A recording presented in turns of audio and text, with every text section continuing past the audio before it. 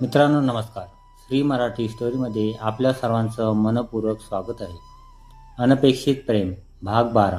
दुसऱ्या दिवशी सकाळचा वातावरण आल्हाददायक जाणवत होतं.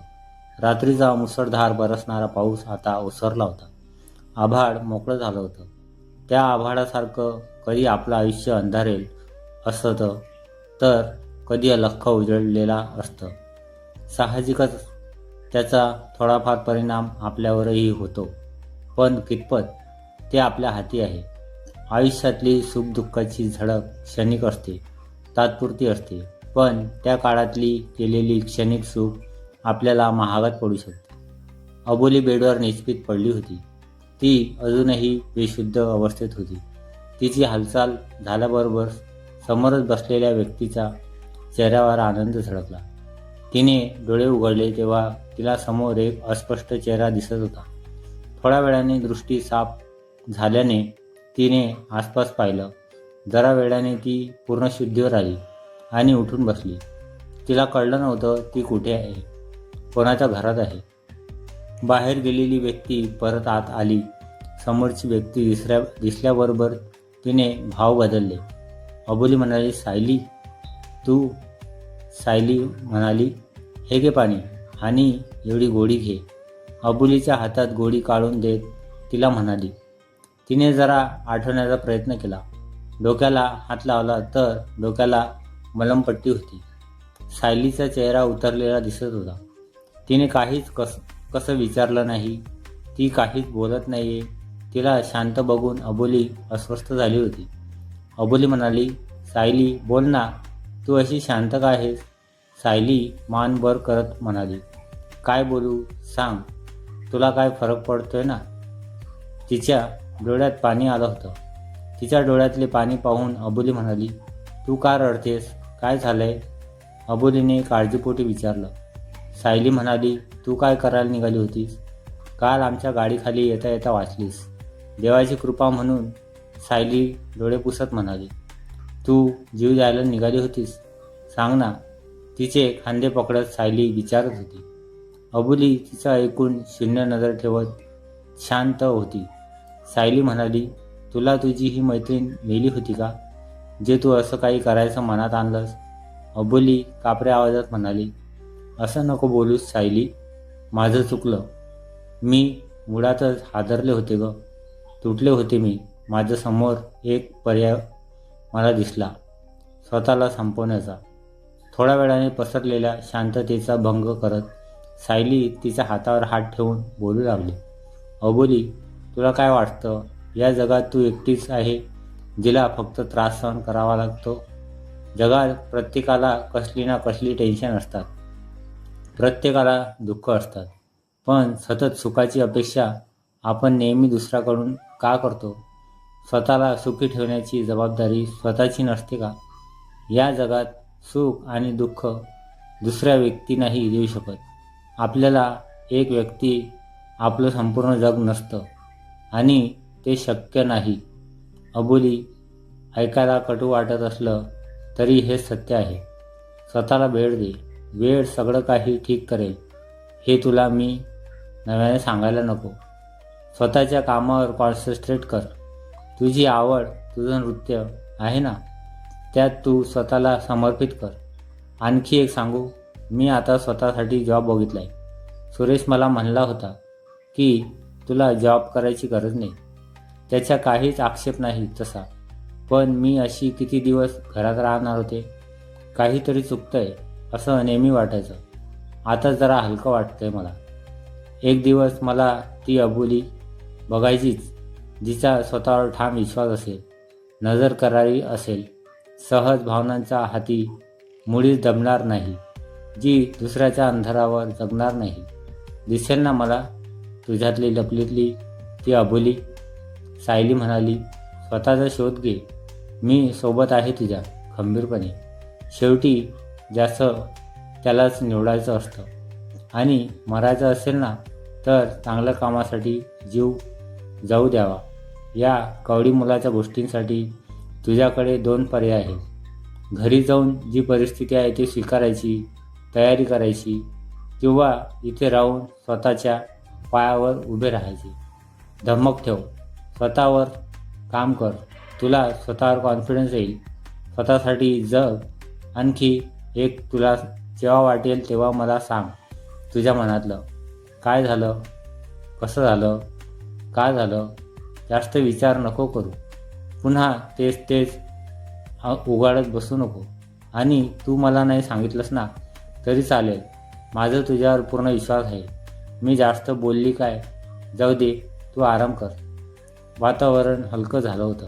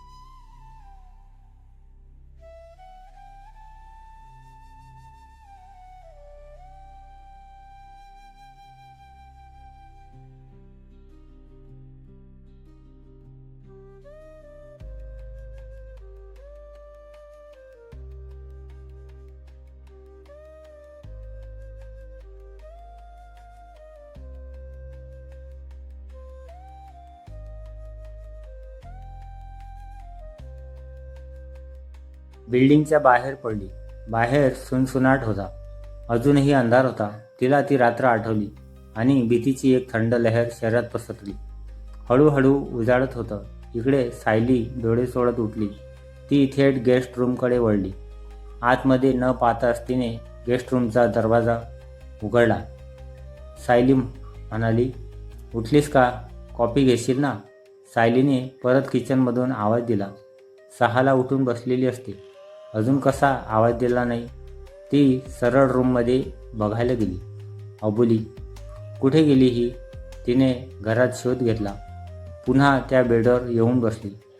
तिथे टेबलावर एक चिठ्ठी तिला दिसली. तिने उघडून पाहिली.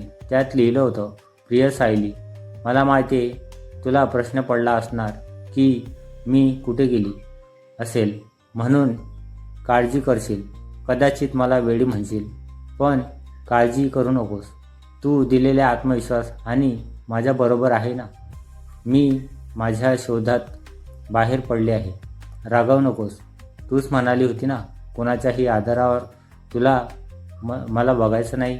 मग मी तुझ्या आधारावर तरी किती दिवस राहणार सांग? सगळं सुरळीत झाल्यावर मी स्वतः तुला कॉल करेन. माझ्याकडे आता मोबाईल नाही आहे, पण तुझा फोन नंबर मला माहिती आहे. लवकरच आपली भेट होईल. तुझी साथ अशीच राहू दे माझ्यासोबत. आता तुला तुझी ही मैत्रीण नव्याने भेटणार. लवकरच तुझी मैत्रीण अबोली. कुठे जायचं, काय जायचं काहीच कळणार नाही. सायलीचं घर सोडलं आपण कारण अर्जुन थोडे दिवस राहिला असता तर आपल्याला सवय झाली असती. आणि तेच नको होतं. आपल्या नियतीत काय लिहिलंय कोणास ठाऊक. तिच्या हातावरील मनगटावरील घड्याळाकडे लक्ष गेलं म्हणजे तिला ती अर्जुननी गिफ्ट केलं होतं. तिकडून निघताना ते हातातलं छोटंसं घड्याळ तसंच राहिलं होतं.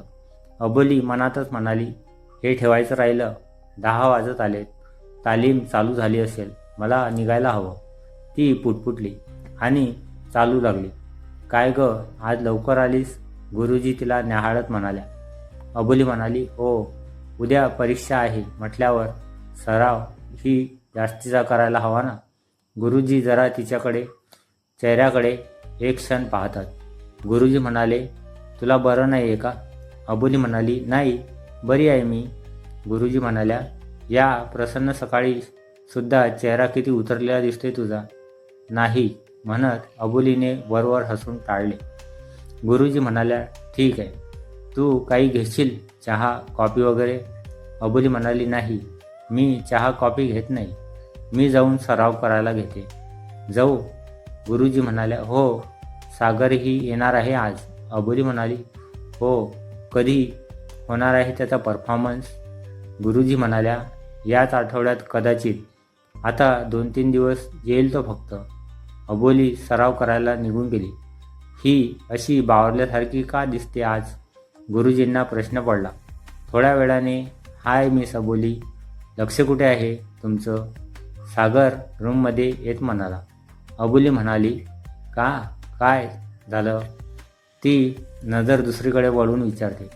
सागर म्हणाला, काय झालं काय? कधीचा आवाज देतोय तुला? मॅडमचं लक्षच नाही, कुठल्या तंद्रीत होती? सागर हसत विचारतो. अबोली म्हणाली, मॅडम काय बोलावतोस? आता मस्करी सुचते तुला? सागर म्हणाला, मग काय करणार, तुझ्या नावाने तुला आवाज देत होतो. अबोली म्हणाली, काय? सागर म्हणाला, काही नाही, सराव करतेस ना? अबोली म्हणाली, हां. तो फिरला, परत मागे वळला. आता काय? अबोलीच्या कपाळावर आट्या पडल्या.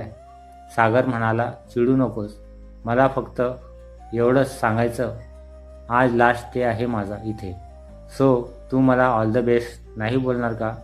अबोली म्हणाली, सागर तू पण ना, ऑल द बेस्ट, ट्रॉफी घेऊनच ये. काय? तिने त्याला वेल विशेष दिल्यानंतर तो आपल्या कामाकडे वळला. त्याला जाताना पाहून अबोलीच्या मनात आलं, वेडा आहे हा, इतका चांगला स्वभाव आहे ज्याचा, आणि अर्जुनने जाऊ दे, ते विचार नकोच, नाहीतर कठीण होईल सगळं. तिने परत सरावकडे आपलं मन वळवलं. गुरुजी त्या रूममध्ये येतात. त्यांनी समोर बघितलं तर अबोली बेशुद्ध अवस्थेत खाली पडली होती. सागर तिला उठवण्याचा प्रयत्न करत होता. गुरुजी म्हणाल्या, अरे काय झालं हिला? अबोली, अगरबत्ती पेटून आण जा पटकन, गुरुजी सागरला म्हणाले. तसा तो लागलीच अगरबत्ती घेऊन आला. अगरबत्तीचा उग्र वास तिच्या जवळ गेला तशी ती काहीतरी पुटपुटली. कोणाला काय बोलते ते समजत नव्हतं. ती उचलून आत आणलं गेलं. गुरुजी तशाच तिच्याजवळ बसून होत्या. हळूहळू तिने डोळे उघडले. ती तशीच उठायला बघत होती. गुरुजी म्हणाल्या, उठू नकोस, आराम कर, तोपर्यंत मी तुझ्या घरी फोन करते. तिची कोंडी झाली होती. काय सांगावं गुरुजींना की तिचं घर नाही? तिने एक उसासा टाकला. ती काळजीत पडलेली पाहून गुरुजी तिच्याजवळ येत म्हणाल्या, मी तुला आल्या आल्याच विचारलं होतं तू बरी आहेस का म्हणून. तुझा घरचा नंबर दे. अबोली म्हणाली, गुरुजी राहू द्या, मी जरा बरा वाटला ना की जाईन मग. गुरुजी म्हणाल्या, अगं तुझ्या घरच्यांना कळायला हवे ना की तुला काय झालंय काय नाही. अबोलीने त्यांच्यापासून नजर चोरली. गुरुजी म्हणाल्या, अबोली काही प्रॉब्लेम आहे का? ती भकास हसली. त्या हसण्यामध्ये तिला स्वतःची कीव वाटत होती. कुणाला आता काय सांगणार? तिला प्रश्न पडला. त्या गुरु आहेत, अजून कोणाशी आणि किती दिवस लपवून ठेवणारेस तू हे सगळं? तिने स्वतःलाच प्रश्न केला. कधी ना कधी आपलं भूतकाळ कळणारच ना. काय जे आहे ते आताच सांगून मोकळं होऊयात.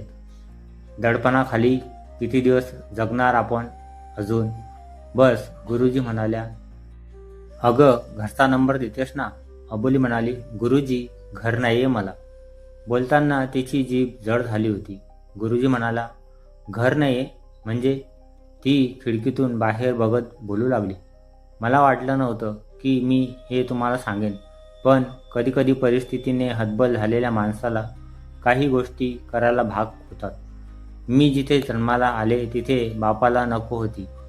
ती बोलत राहिली. बोलत असताना गुरुजींकडे तिने एकदाही नजर मिळवली नाही. राग, शरम, सगळ्या भावनांचा खेळ झाला होता.